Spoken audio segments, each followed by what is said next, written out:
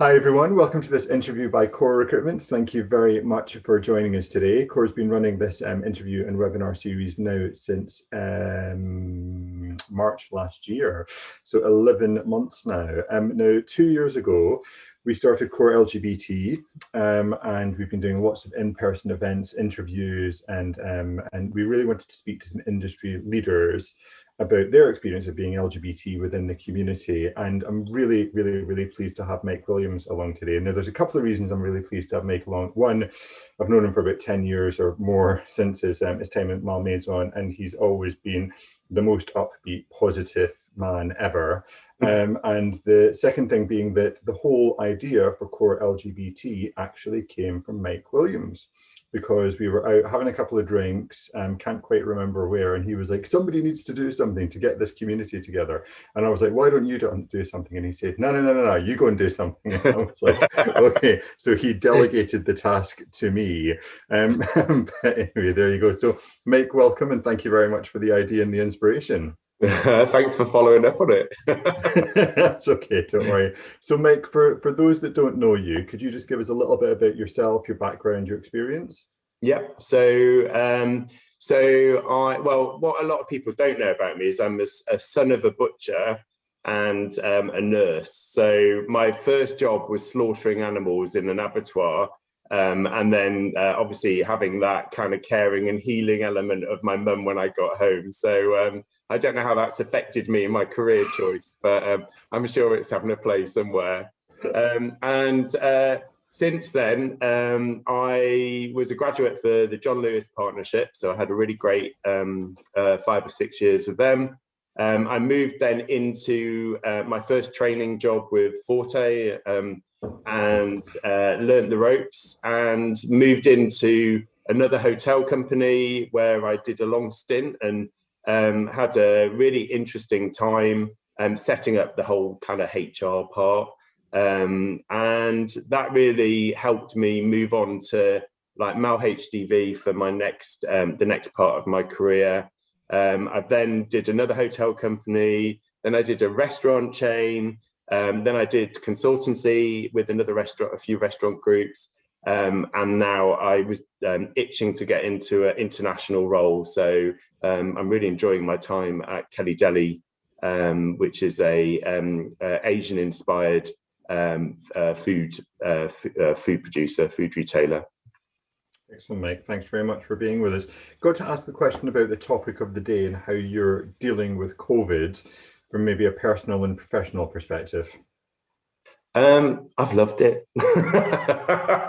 It's bizarre, actually, and I say that with brevity, but I know it's been a very serious and challenging time. But I think when it all happened, I kind of made a promise to myself to find the positives in quite a difficult situation.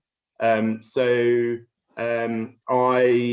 really have taken time to be more mindful over the last year and a half. I've really focused on really good, like, positive routines for exercise, kind of, like healthy living, and I've really found more peace in myself, I suppose. Work's been super hectic, and obviously working out furlough for 11 different countries at 11 different speeds was challenging. But it's, I suppose, it's as a personal experience, I feel very lucky that mine hasn't been, like a lot of the trauma that's been out there, and that I've been able to kind of focus on creating some real balance in my life, some real good practices that really, have been really good for my mental health and physical health. Excellent. Well, definitely good to hear somebody taking the positive out of the pandemic, Mike. There you go. And now coming on to your LGBT journey, and have you got networks, allies, role models? Like, can you tell us a little bit about who's played a part in supporting you on your journey? Yeah. So I mean, the first person that springs to mind when is Carrie Wicks when I worked at Firmdale. So I felt working for Carrie, it was almost an asset, being a gay man. It was never, ever, ever an issue. And, during our time working together, we became very close, good friends, and continued to be so. So I feel like I never felt like, because of that experience, I never felt like I ever had to hide my sexuality. It gave me the confidence to be able to be very open and transparent that I'm Mike Williams, and this is my, if anyone ever asks me those questions like, are you married or anything like that, I feel confident to acknowledge if I have a male partner, that I have a male partner. So I never felt that I had to hide. And I'm grateful to Carrie for that, because I think she was very instrumental in giving me that confidence. And I think at the early start of my career, when I worked for Forte, which then became Granada, there was this really great network of gay male role models, some of whom like mentored me, taught me how to be all the like how to deliver really great training sessions, and built my skill set there.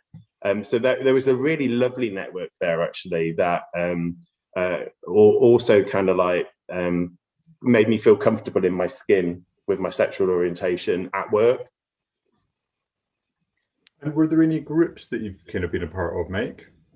Well, apart from an honorary member of the core group, which I kind of I've loved every single one that I've attended, and I wish I'd attended more over the last few years. I'm also a member of the gay jiu-jitsu group. I've always kind of like I've not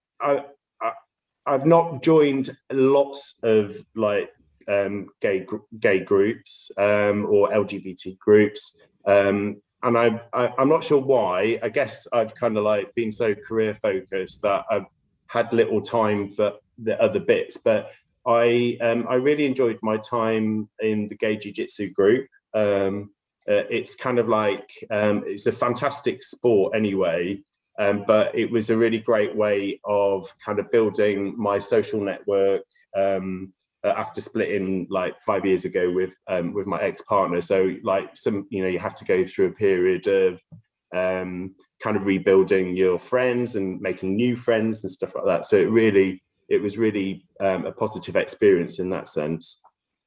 And I'm an orange belt. Congratulations.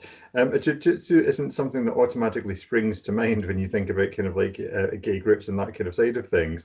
Could you tell us a little bit about why you think doing these kind of like LGBT groups are important?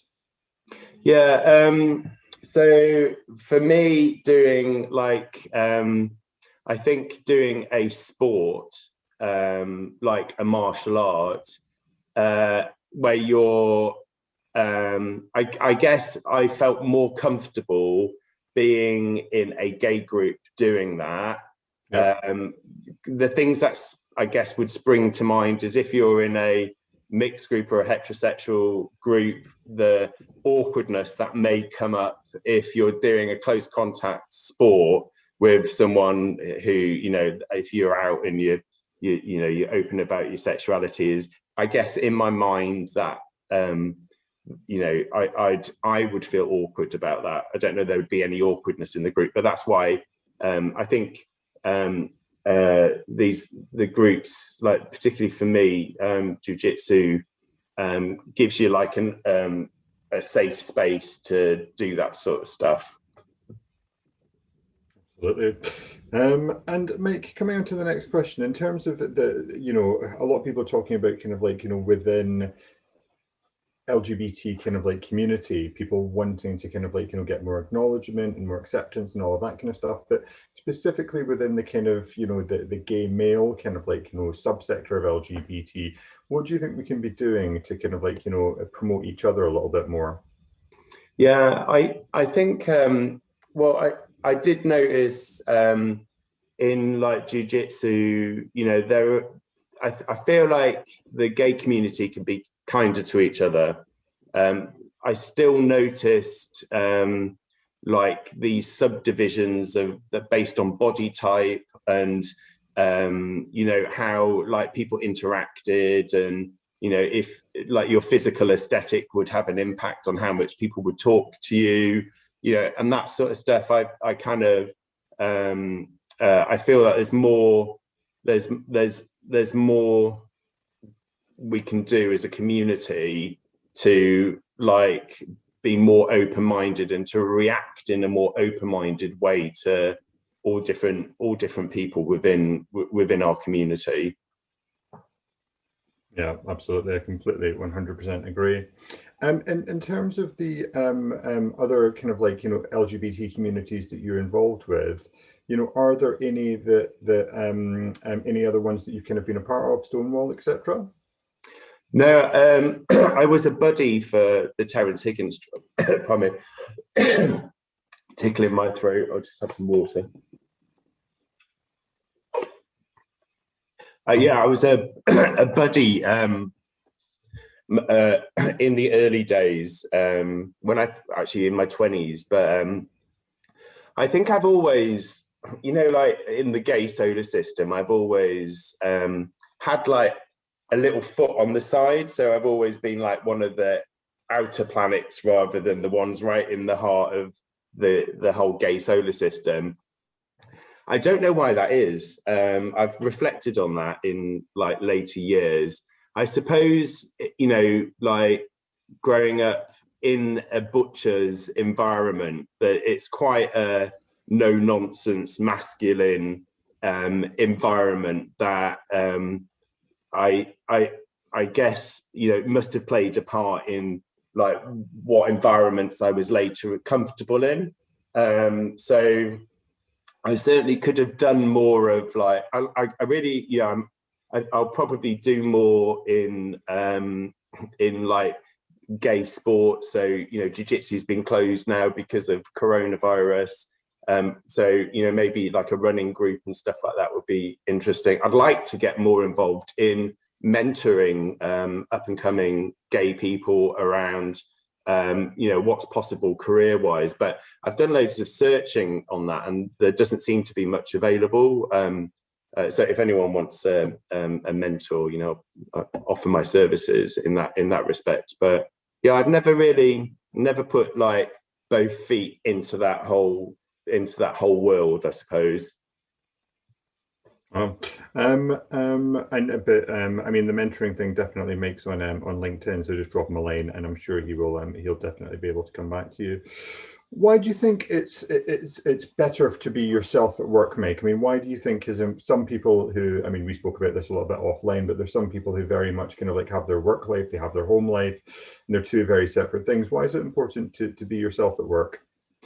Yeah, I think well, first of all, it has an impact on your performance. So if you're able to be your true self at work, you're able to bring all of yourself. I remember the relationships that I've had with people where I haven't told them about my sexuality, and there's always like a big chunk of you that's missing in when you're kind of chatting to them. You know, how was your weekend? Yeah, it was all right. I went out with some friends. Yeah, rather than you know, opening up and being your real self. So first of all, I think you have to be your real self to perform at your best. In my case, anyway. The other part, I've always been very clear that I'm me. I'm Mike Williams, and my sexuality is that I'm a gay man, and I've never really hidden that. So I've always felt, thanks to people like Carrie and the people at Granada and Forte, I've always felt able to be quite transparent. And I feel now that I'm in a more senior role as well, I have a responsibility to be transparent so that you can be like a sign of a visible role model. Not that, you know, I see myself as like a role model, but I remember in business, there weren't that many people to look up to that, you know, that you were like, oh, that's another gay man in that organization. I could aspire to that. So I feel there's lots of reasons, you know, your own performance, the performance of others, and so that people can not have any, they can shed any limiting beliefs about how much they can achieve, no matter, what your sexual preference is. Yeah, absolutely. Have you ever been treated differently, do you think, in terms of your sexual orientation at work? Well, apart from Carrie, who treated me more favourably. So the other side. Thanks, Carrie. I've been really lucky. I've worked for some really fantastic people. So I have been really lucky that pretty much almost all of my bosses have been really, open, and it's never really been a factor. I've been really lucky, I think. Like I think part of it was, though, I've created that luck. So I've always done a good job. I've delivered. I've done what I've said I'm gonna do, and I've been confident about being who I am. But I suppose one thing that's always been in my mind is a bit like, my thing about, like, I have less experience in being in like only heterosexual male environments. So I feel like I've had probably, and there's a dynamic, there's a gay man, straight man dynamic sometimes, I think, where they're like, they might worry whether, oh, does he fancy me or anything like that, which is, never the case. I suppose, like, I use Carrie as the example. A female boss, that sort of stuff it's never in the dynamic. So with Carrie, I just felt like we were really, really close working colleagues. I felt like I was, we were a brilliant close team. But I suppose from a gender, that's easier. I don't think there was anything that anyone was doing. I think it's just a normal dynamic, where it's easier to get really, really close as a gay man with a female, because you have more experience of that, I think, growing up in my generation. Yeah, absolutely. I was going to ask the question of, with it being International Women's Month in March, if there was any kind of, like, female leaders who kind of, like, really inspired you. But I think you've got your Carrie Wicks flag out already, don't you? Yeah. Yeah, no, don't blame me for that. She's a pretty inspiring person, kind of, like, all around. Mate, can you tell us a little bit about your own story in terms of coming out? Was that an easy thing for you to do? Yeah, I think so. I've never like, coming out kind of conjures up this image that you've got like 50 pink balloons and you release it in the office and you tell everyone, I'm here, I'm gay. So, like, coming out for me, the way that I interpret it is not hiding that side of myself, but doing it in a normal way. So just answering questions honestly. So what did you do? Oh, I had this lovely,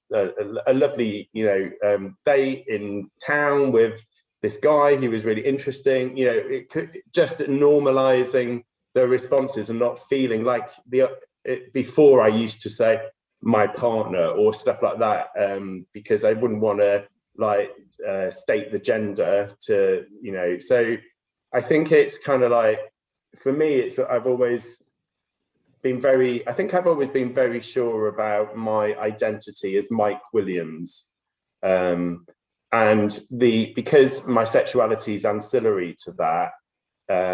I've never had to kind of go, oh, by the way, everybody. It's always just been a slow reveal, I guess, in how I answer to the questions, and I'm always honest. So if people ask me a question, I pretty much say the answer. So.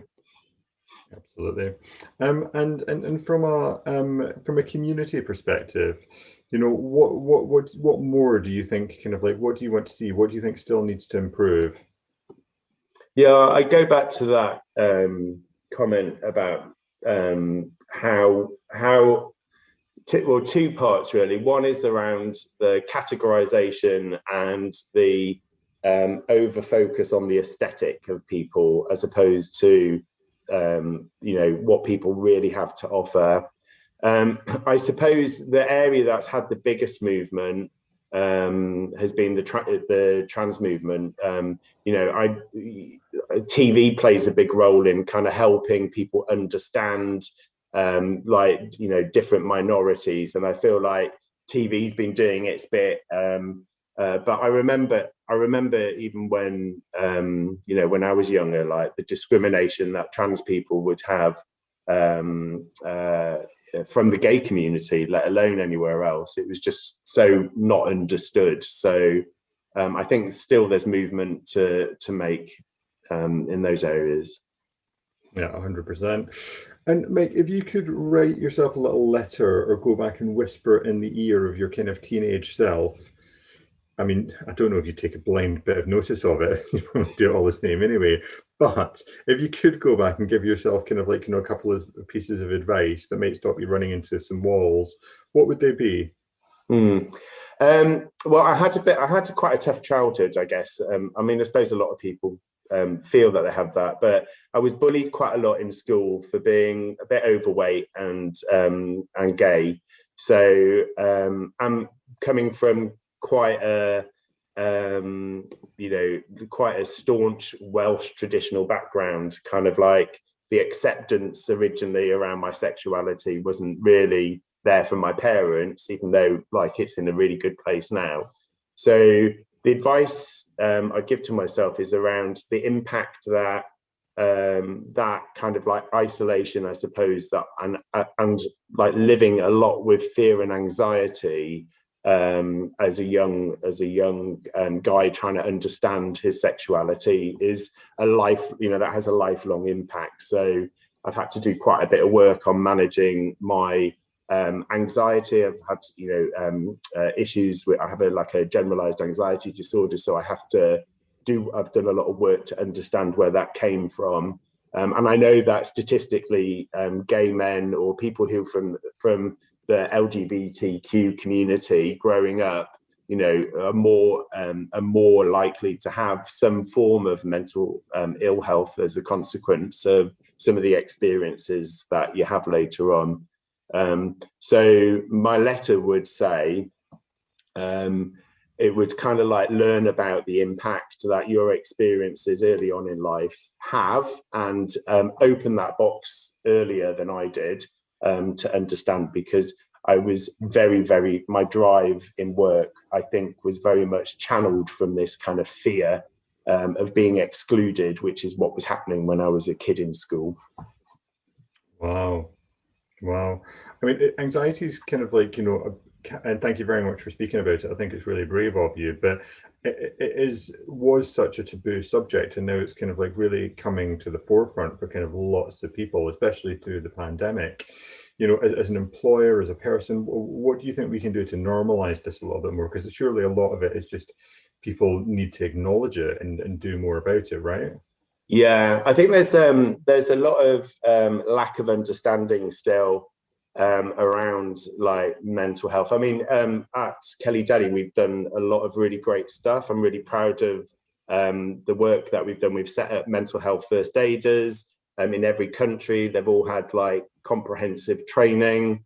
They have set up like a wellness hub, like a portal of their own initiative. Like the teams have actually been incredible, and I feel like the opportunity is partly around awareness, and then creating like those mechanisms where those groups of people who want to be involved can take it forward, and you empower them to use their creativity and their ideas to help kind of normalize the language of mental health.